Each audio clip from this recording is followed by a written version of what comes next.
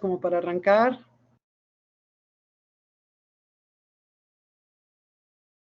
Faltan algunos, pero yo creo que se van a ir agregando porque se nos está comiendo el tiempo de grabación. Entonces, Ok. ya mejor que se vayan añadiendo y si no, pues les pasamos la grabación para que se pongan al día, ¿sale? Ok, bueno. Bueno, estamos entonces con el estudio de vida con propósito y esta es la tercera clase. Se titula ¿Qué es lo que está conduciendo o impulsando tu vida? ¿Cuál es el motor? ¿Qué es lo que te mueve a hacer las cosas en tu vida? En Eclesiastés 4:4 dice, he visto asimismo que toda obra bien hecha despierta la envidia del hombre contra su prójimo. También esto es vanidad y aflicción de espíritu. En otra versión, que las iniciales son LB, el autor pone, he observado que lo que conduce a muchos a lograr el éxito es la fuerza impulsora de la envidia y los celos. Entonces, tenemos que averiguar, reflexionar, meditar, para ver qué es lo que está moviendo o impulsando nuestra vida. Ese es el objetivo de esta clase, de esta sesión. ¿Ok? Decía un filósofo, historiador, Thomas Carlyle, decía, un hombre sin propósito es como una barca sin timón, ¿sí? Es un soplo, es un nadie. Una barca sin timón, se imaginan que un barco a la deriva en alta mar, pues no tiene rumbo, no sabe para dónde va, no sabe a dónde va a terminar. Este filósofo Carlyle es famoso por la teoría del gran hombre, se llama así la teoría. Es una de las más antiguas propuestas escritas por él, y en ella él explica que los líderes nacen y que nacen con ciertas cualidades ya innatas que no se pueden generar. O sea, él veía el liderazgo a la luz de la herencia, pero nosotros conocemos cuál es nuestra herencia en Cristo Jesús. Sabemos que todos nosotros hemos sido llamados a ser líderes, a ser modelos de alguna manera.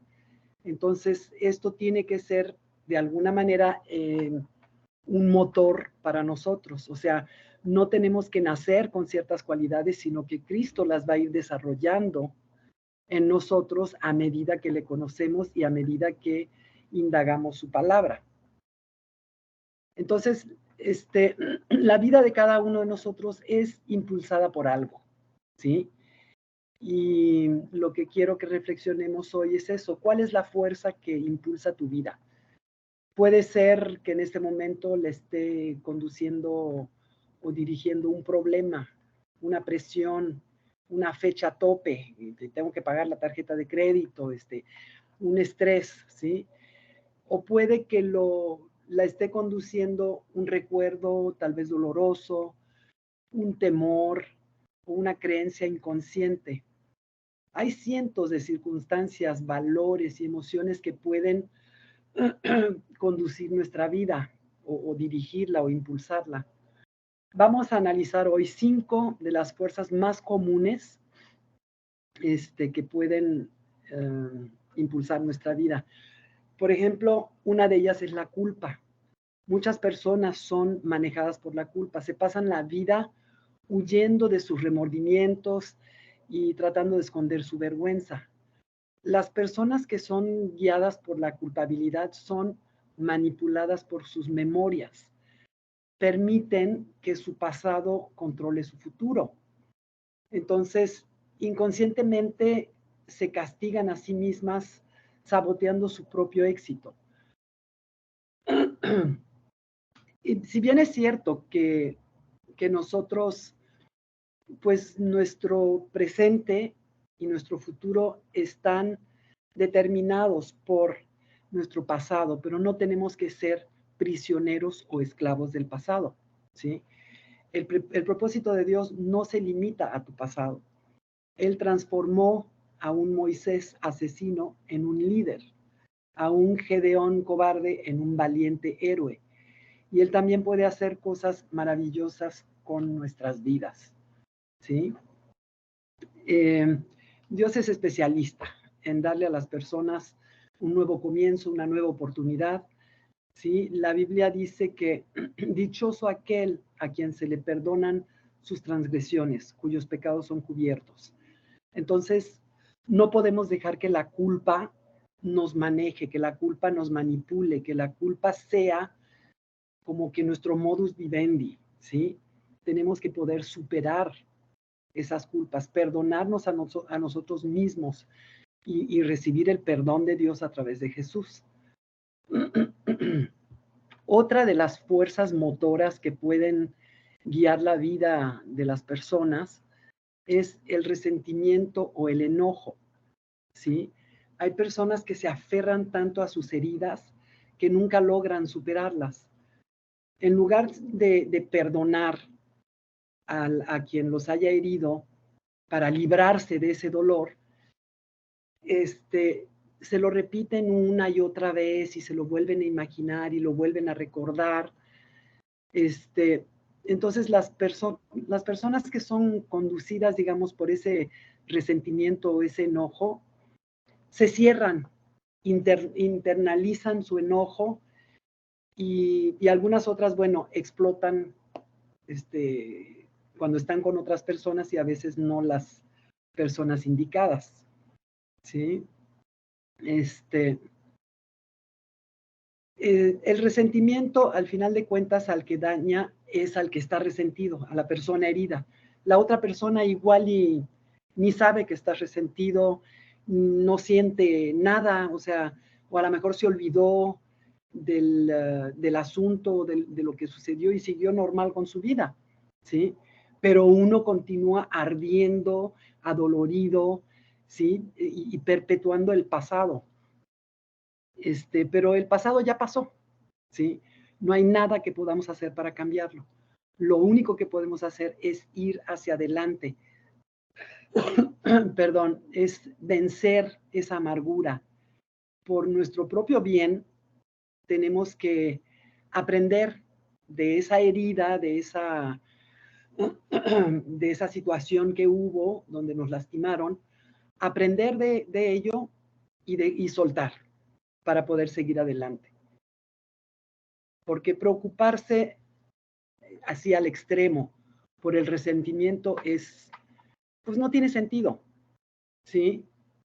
Dice la Biblia que el resentimiento mata a los necios y la envidia mata a los insensatos, ¿sí?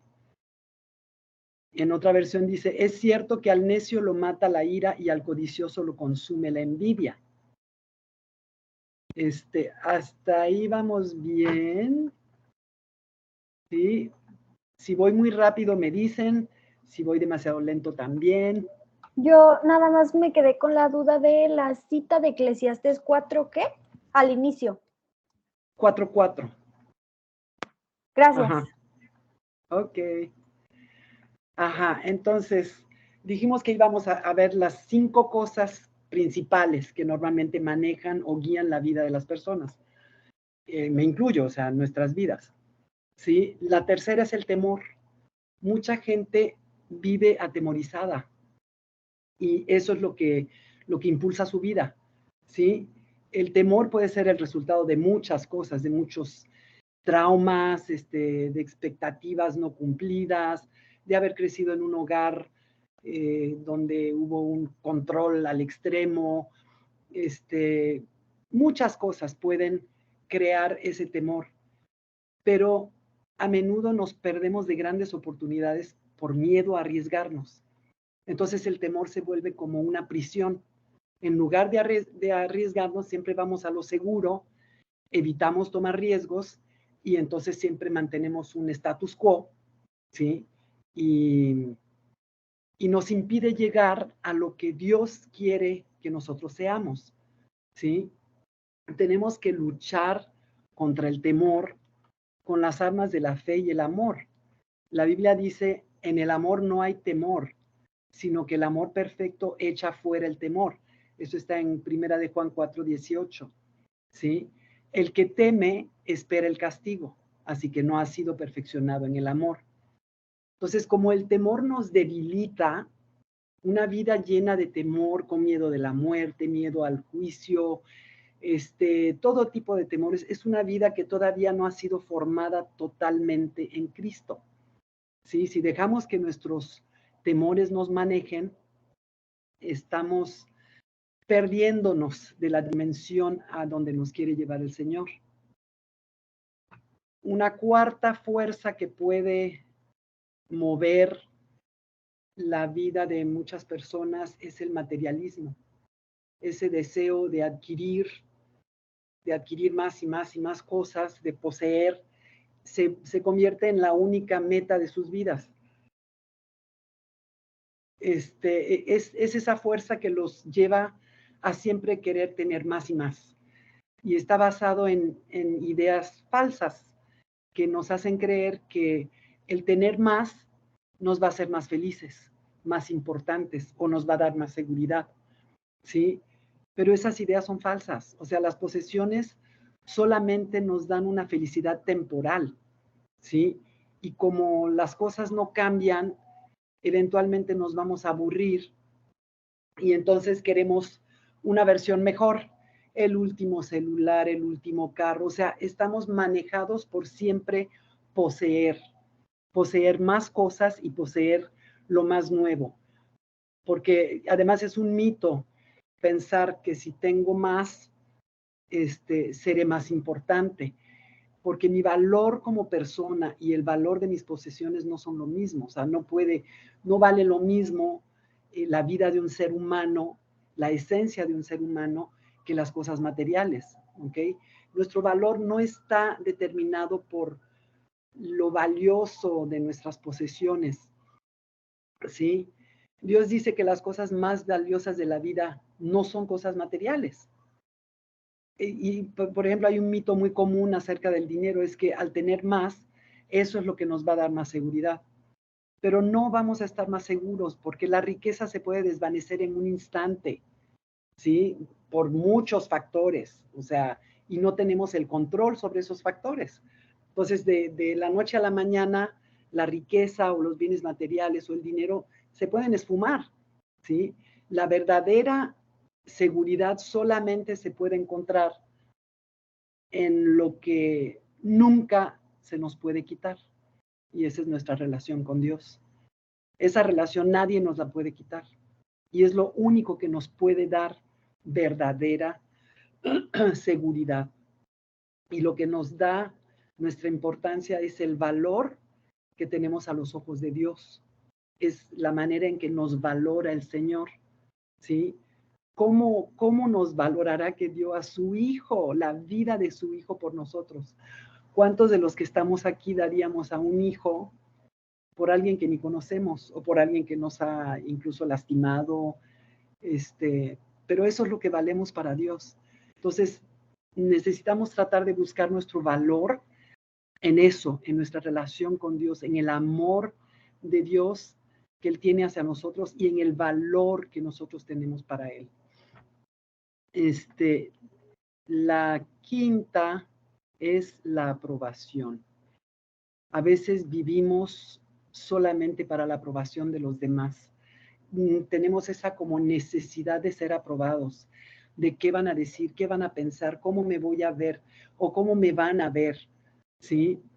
Entonces, a veces, pues las expectativas de los papás hacia los hijos, ¿no? Entonces, a veces, o hacia un cónyuge también, a veces ponemos expectativas tremendas sobre los cónyuges.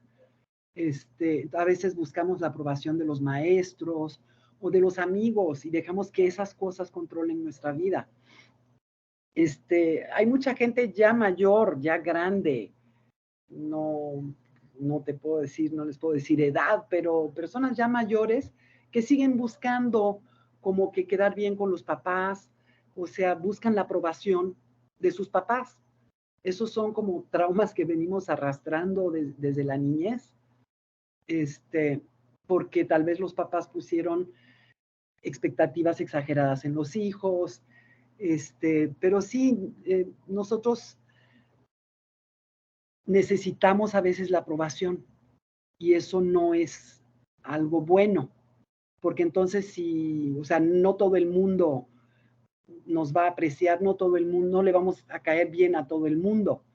Yo me acuerdo que hay un dicho mexicano que se refiere a esto, pero no recuerdo cuál es. ¿Alguien lo sabe? A Jonjolí de todos los moles, no. Que no soy oro para caerle bien a todos. ¿No soy qué? Monedita de oro, ándale, sí. Oro para caerle bien a todos. Ándale, algo así. O sea, siempre le vamos a caer mal a alguien tal vez, y no porque hayamos hecho nada, sino que de a gratis a veces nos ven y no les caemos bien, ¿sí? Entonces, si somos controlados por las opiniones de otras personas, esto es algo seguro. No vamos a encontrar el propósito de Dios para nuestra vida. Porque si nuestra motivación es eso, ¿sí? No lo vamos a encontrar. Acuérdense que Jesús dijo, nadie puede servir a dos señores. Esa necesidad de aprobación se convierte en un señor de nuestras vidas, ¿sí? Entonces, y esa necesidad de aprobación se puede convertir en como un callejón sin salida. Y vamos a desperdiciar mucho de nuestro potencial andando tras la aprobación de otros, ¿sí? Entendamos que si somos aprobados por Dios, y sabemos que lo somos a pesar de nuestros defectos, de nuestras fallas, de nuestros pecados, sabemos que Dios nos mira con compasión, con misericordia. Entonces, esa es la fuerza que debe motivar nuestras vidas, ¿sí? Porque si no, la vida se vuelve trivial, vacía, ¿no? Entonces, vamos a recapitular las 5 fuerzas que nos pueden impulsar. La primera es la culpa. La segunda, ¿quién me la dice? El resentimiento. El resentimiento o el enojo. La tercera, ¿quién más tiene? El temor. El temor, exacto. La cuarta, ¿cuál era? ¿Quién más me la dice? El materialismo. El materialismo, el querer poseer cosas. La quinta y última es, ¿quién la dice? La aprobación. La aprobación, esa búsqueda, esa necesidad de ser aprobados por los demás, ¿no? Ahora,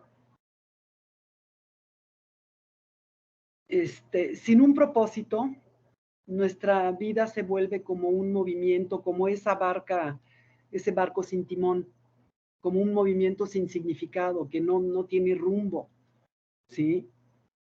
Vamos a hacer como que muchas actividades, pero sin ninguna dirección.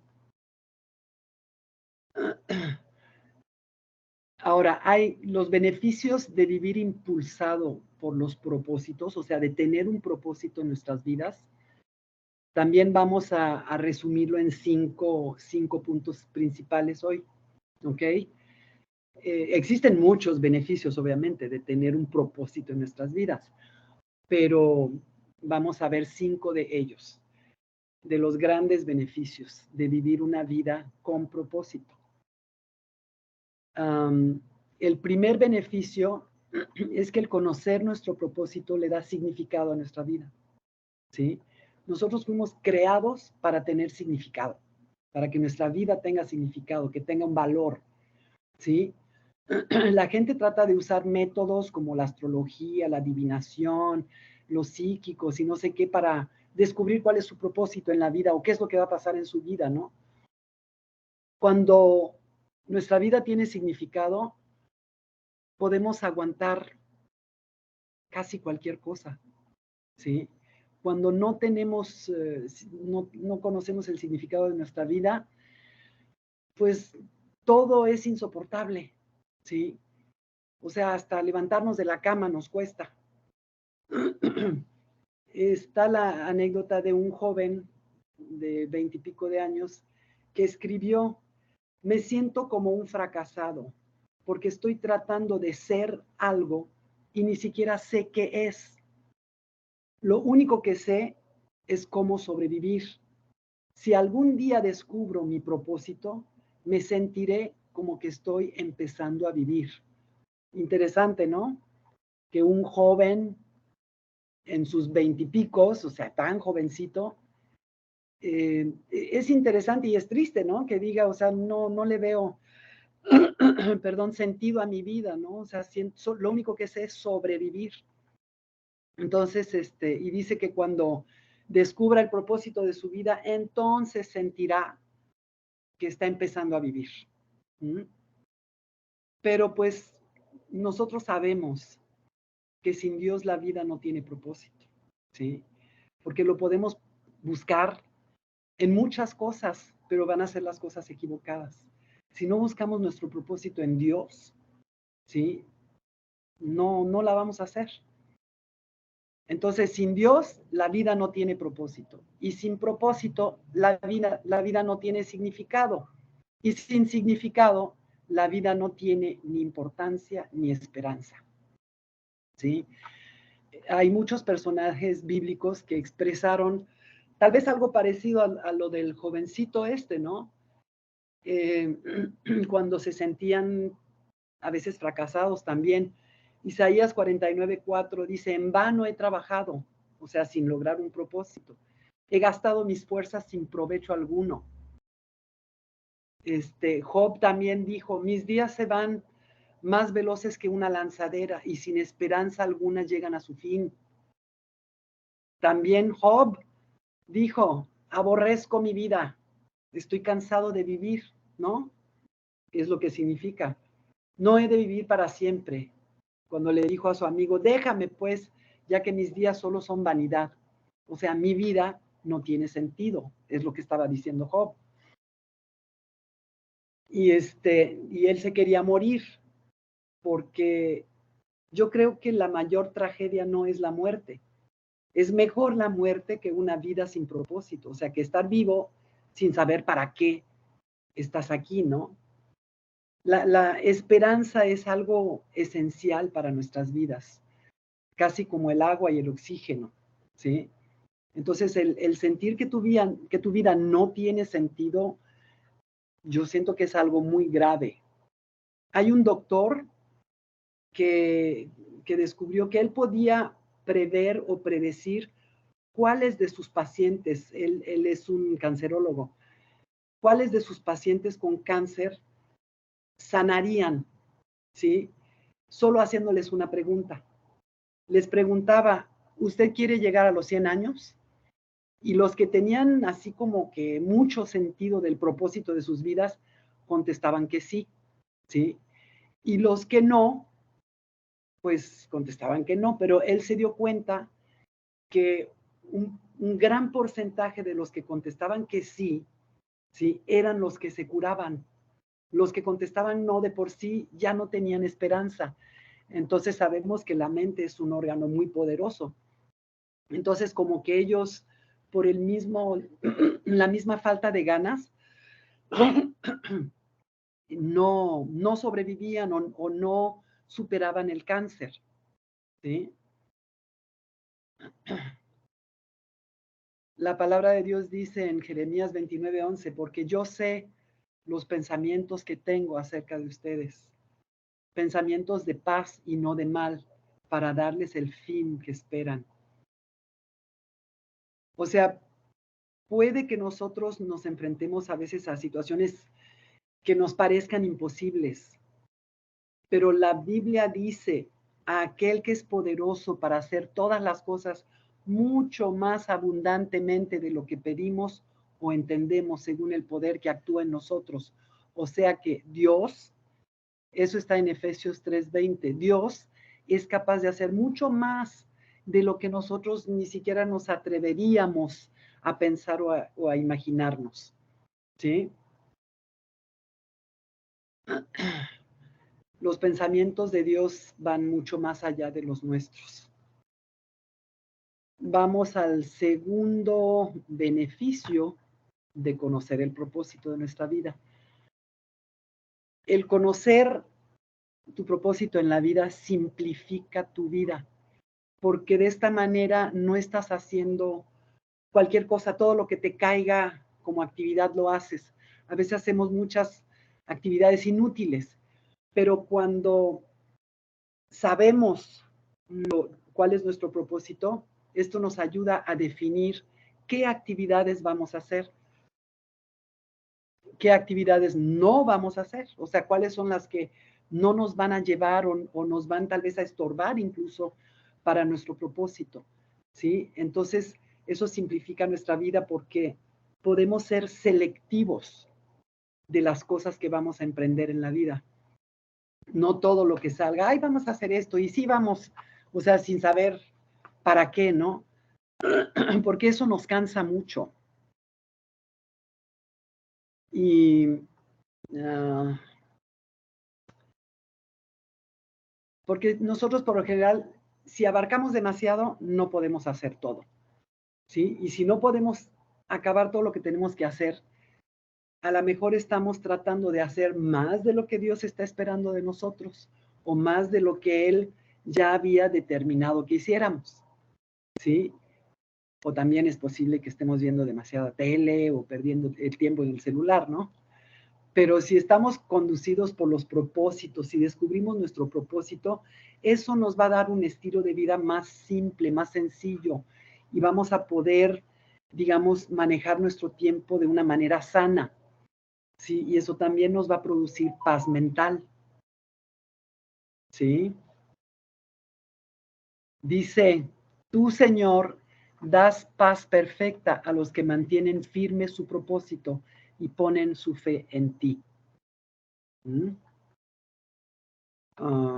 Ya no vi, creo que no anoté ese versículo. Se los debo. ¿Lo Vamos puedes bien de repetir? tiempo. Perdón, ¿cómo es? ¿Tú, Sí, Señor? sí. Tú, Señor, das paz perfecta a los que mantienen firme su propósito y ponen su fe en ti. Tal vez es la versión que yo tomé, pero no anoté el versículo. Si alguien ubica el versículo, ¿me lo podría decir? Checa en Isaías 26:3, a ver si es ese. Isaías 26:3. Ajá. 6:3. A ver. Así es. Sí, es que lo tomé de otra versión porque traía, digamos, la palabra propósito, ¿sí? Pero dice, tú guardarás en completa paz a aquel cuyo pensamiento en ti persevera. Y es que si nuestro pensamiento persevera en el Señor, obviamente es porque ya conocemos el propósito de nuestra vida a través de Dios, ¿no?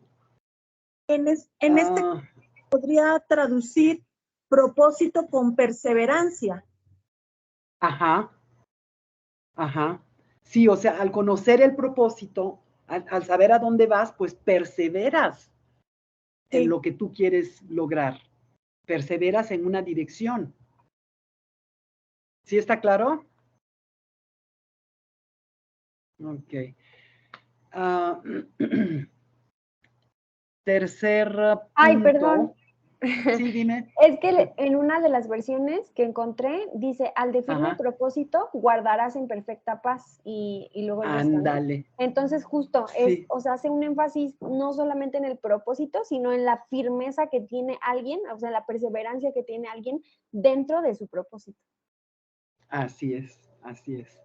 O sea, tenemos mucho, mucho, mucho que sacar de la palabra, o sea, para encontrar y para justificar la necesidad de encontrar el propósito de nuestra vida, ¿no? Vamos al tercer punto. Conocer nuestro propósito enfoca nuestra vida. Concentramos nuestros esfuerzos y nuestra energía, ¿sí?, en lo importante. es casi parecido al anterior, porque nos volvemos selectivos, ¿sí? Entonces, pero al volvernos selectivos, nos volvemos más efectivos, ¿sí? Sin un propósito claro, vamos a estar cambiando todo el tiempo de dirección, de trabajo, de relaciones, de iglesia, o cambiando, no sé, de casa, ¿sí? Entonces, al ser más selectivos, seremos más efectivos. Porque a veces creemos que los cambios van a resolver nuestra confusión o que van a llenar el vacío que sentimos en nuestro corazón, ¿sí? Y cambiamos y cambiamos pensando, bueno, tal vez esta vez va a ser diferente, ¿no? Pero no se resuelve el problema, ¿sí? La falta de enfoque nos crea la falta de propósito, ¿sí? Y la palabra dice, por tanto, no seáis insensatos, sino entendidos de cuál sea la voluntad de Dios.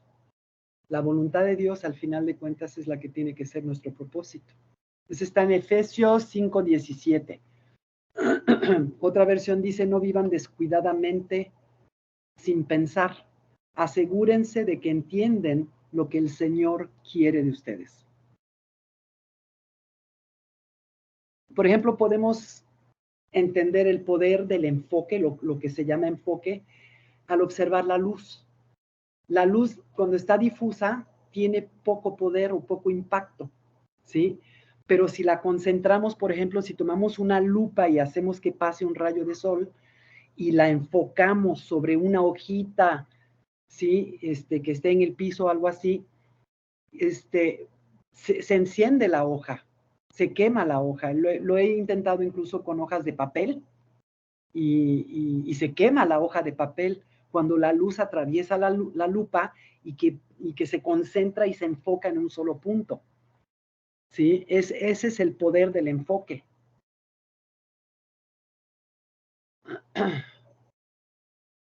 Lo que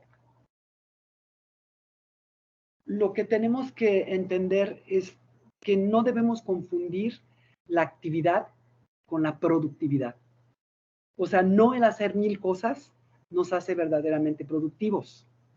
En cambio, el seleccionar lo que vamos a emprender sí nos hace productivos, nos hace más efectivos.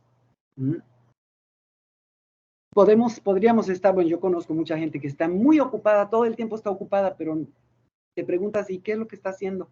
¿O a dónde llega? Y no le ves, pero nunca tienen tiempo, siempre están ocupados corriendo de un lado para otro. ¿Y eso para qué? O sea, no le veo sentido. ¿Sí? O sea, lo que quiere decir que podemos estar muy ocupados sin tener un rumbo verdadero, sin tener un propósito. ¿Sí? Y otro versículo que olvidé poner olvidé anotar, pero creo que lo dijo el apóstol Pablo, y también es, creo, de otra versión, mantengámonos enfocados en esa meta. Yo sé que alguien se va a acordar con los ojos puestos en la meta, los de nosotros que queremos todo lo que Dios tiene para nosotros. ¿Quién me puede decir ese versículo cuál es? Yo sé que alguien lo ubica. Y sé que lo dijo el apóstol Pablo. ¿Cuál es? Filipenses 3, pero no recuerdo el versículo. Filipenses 3. ¿Quién se acuerda?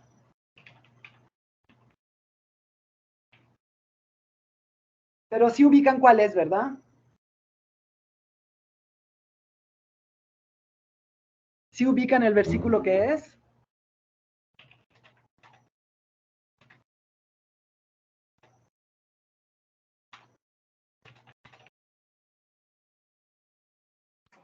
Es que yo nada más lo relaciono con el de puestos los ojos en Jesús, pero... 3:14. Filipenses 3:14. 3:14, sí. Dice, corro hacia la meta con los ojos puestos en el premio. Con los ojos puestos Sí, del llamado de Dios en Cristo Jesús. Filipenses 3:14. Déjame ver en esta versión qué me da. Ay.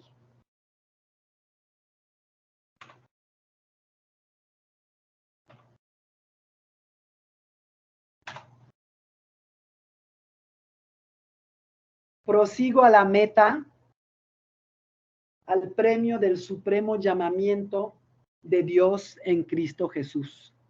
¿Ok? O sea, tenemos una meta, tenemos algo, tenemos los ojos puestos en algo que nos guía, que nos impulsa porque sabemos a dónde queremos llegar. ¿Mm? Ok, entonces,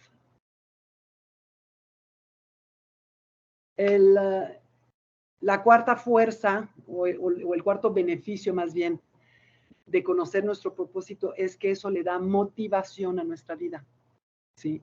El propósito, cuando tenemos una meta, siempre produce pasión, ¿sí? No hay nada que nos dé tanta energía como tener un propósito claro, ¿sí?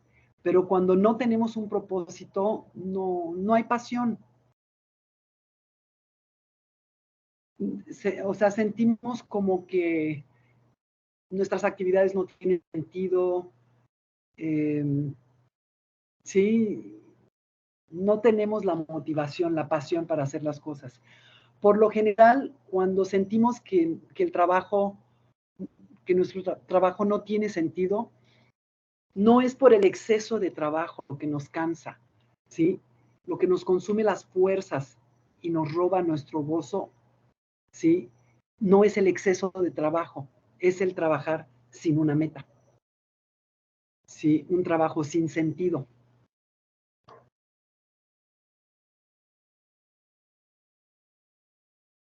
Ok.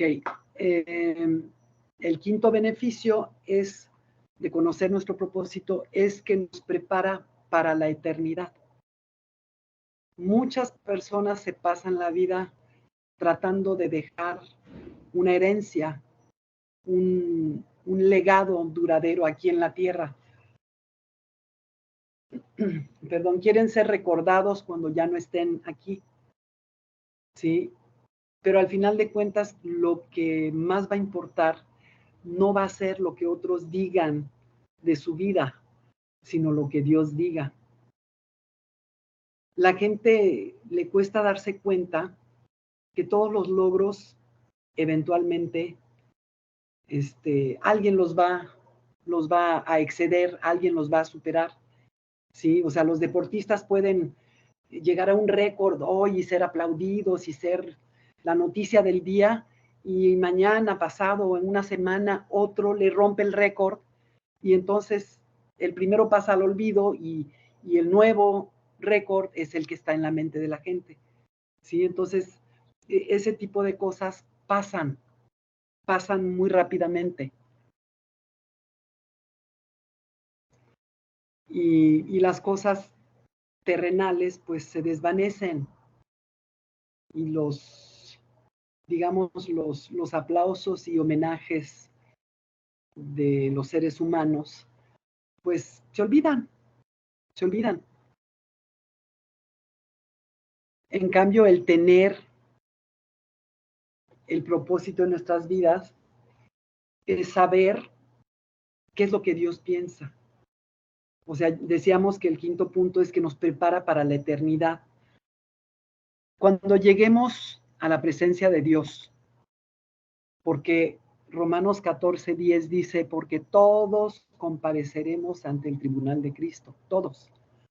Cuando lleguemos allá, ¿qué nos va a preguntar Dios? O sea, ¿qué récord rompiste?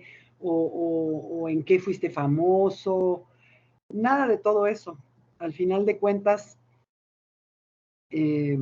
bueno, lo resume el autor y yo también lo pienso. ¿No me está escribiendo nadie del grupo? No, entonces no importa.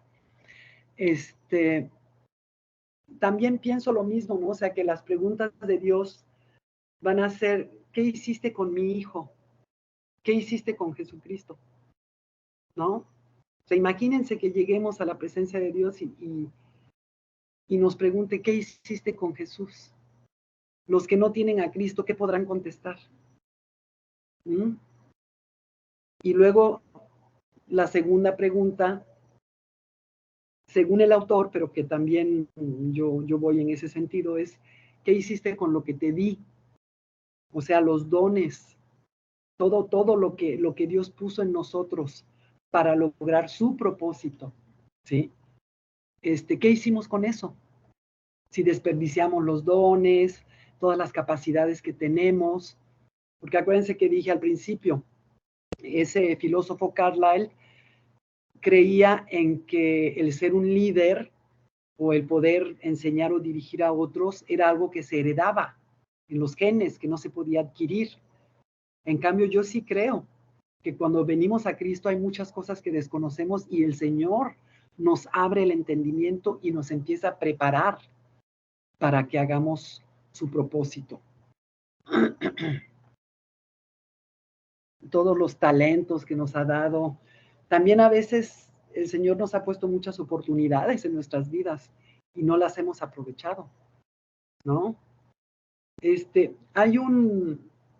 Hay un versículo que me gusta mucho, pero ahorita no me acuerdo cuál es, pero es algo así como que el hombre, el ser humano, echa a perder su vida y luego quiere culpar a Dios. Lo anoté, no tiene mucho, lo anoté. Y no me acuerdo cuál es. Pero sí, casi es que como que nosotros la regamos y luego culpamos a Dios, ¿sí? Entonces, muchas de las oportunidades que Dios pone en nuestro camino, no las aprovechamos y luego decimos, ay, Señor, ¿por qué? ¿Por qué no tengo trabajo? ¿Por qué no esto? ¿Por qué no aquello? Pero pues si te mandé las oportunidades y no las aprovechaste, ¿no? Creo que el versículo es Proverbios 19:3. Sí es un proverbio, sí es un proverbio. Sí, dice, la insensatez del hombre pervierte su camino y su corazón se irrita contra el Señor. Ese era. ¿Proverbios qué? 19:3. Déjame lo anoto. 19:3. Sí, porque ese lo quiero tener así como que enfrente de mí, arriba de mi computadora lo voy a poner. Sí, porque de verdad que tenemos esa tendencia, ¿no? De culpar a Dios por las cosas que nos pasan, pero al final de cuentas nosotros somos los que hacemos o dejamos de hacer las cosas para que no nos vaya tan bien como quisiéramos, ¿no? No sé si estén de acuerdo. Yo transmito, como dice la palabra, desechad lo malo y retened lo bueno. Lo que no les lata y no les sirva, bueno, deséchenlo. ¿Vamos bien de tiempo, Abdi? Sí, tenemos como 10 minutitos. Ok, perfecto, porque ya ves que yo siempre me quedo corta. Y mira que hoy traté de poner mucho material, porque dije, a ver si no ahorita se arrepienten y me paso de la hora. Pero de todos modos no se puede. Bueno, entonces, con esto, creo que terminamos con las dos preguntas que pienso nos haría el Señor cuando lleguemos al cielo.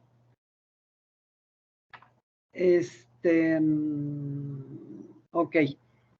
Entonces, el día 3 de la vida con propósito se llama pensando en mi propósito, ¿sí?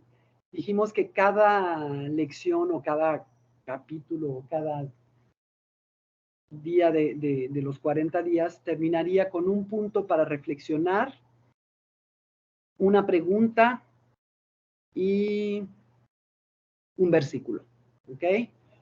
Entonces, el punto para reflexionar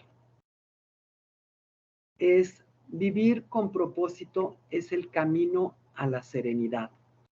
O sea, pensemos en eso durante la semana y pensemos el por qué. Tratemos de entender por qué el vivir con propósito nos lleva por un camino de serenidad. ¿sí?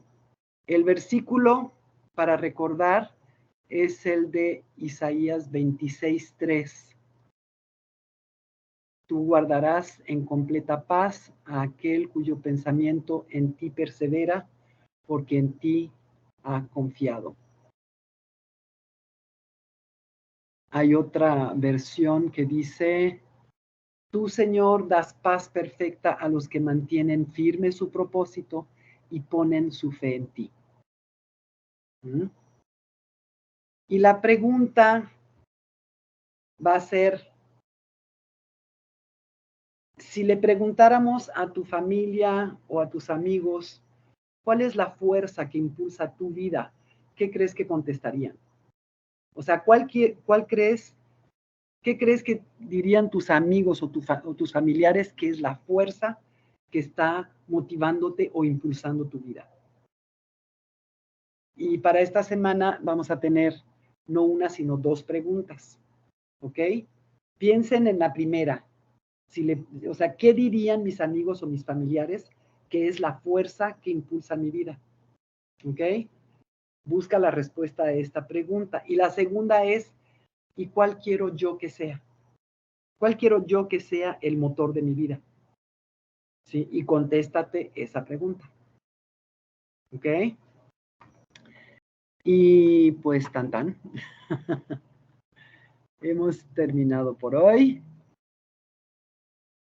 ¿Qué les pareció? Que me gustaría escuchar, ya que tenemos 10 minutitos más, opiniones, pensamientos, sugerencias, ideas. Alguien que comparta algo. Aunque no los podamos ver, pero pueden abrir su micrófono y comentar.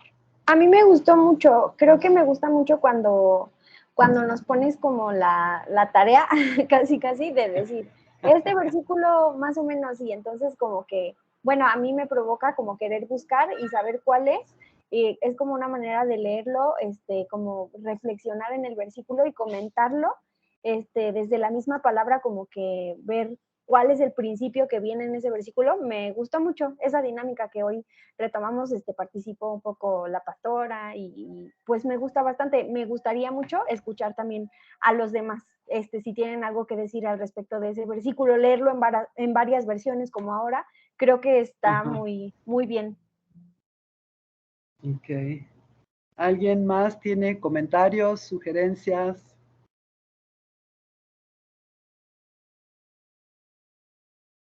Bueno, pues damos por terminada la sesión de hoy. Pastora. Pues nada más, a mí se me hace muy retadora las preguntas. No, porque ya cuando dice, ay, van a preguntarle a los demás, qué miedo.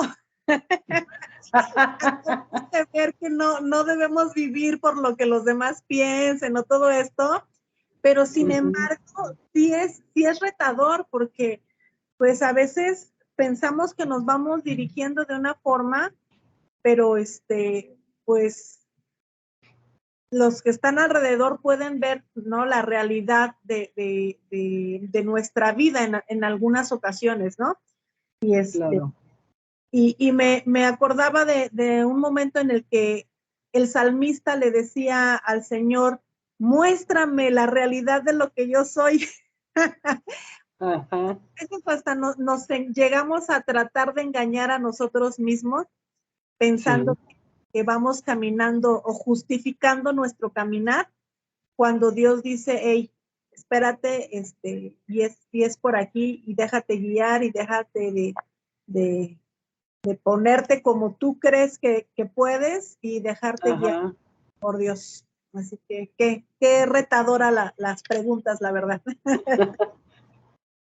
Sí, porque yo creo que es notorio, o sea, no que vivamos por lo que piensen los demás, pero es notorio cuando, o sea, en nuestras vidas, qué es el motor de tu vida. O sea, eso se nota, porque no vamos a vivir, no vamos a decir lo que nosotros somos. Eso lo van a leer. Las personas van a leer nuestras actitudes, ¿sí? mucho más que... Yo tenía uno que anoté hoy. ¿Dónde está? Mira, dice, tus palabras dicen lo que pretendes ser, pero tus acciones dicen lo que realmente eres. ¿Sí? Ese lo voy a poner en el grupo de CFC, porque lo encontré en una, ya ni me acuerdo dónde lo encontré, pero me gustó mucho y lo guardé. Y lo vi hoy, lo voy a poner en el grupo y así lo van a tener todos. ¿Ok? Tus palabras dicen lo que tú pretendes ser, pero tus acciones dicen lo que realmente eres. O sea, la gente lee nuestras acciones, ¿sí? Más que nuestras palabras. ¿Ok? De una vez lo reenvío para que no se me olvide.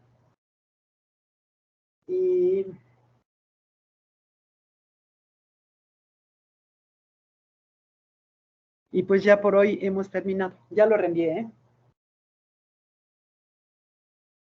Súper, muchas gracias. No sé si tenemos 2 minutitos para que ore la pastora, para terminar, y acordémonos de Lupita, sus necesidades.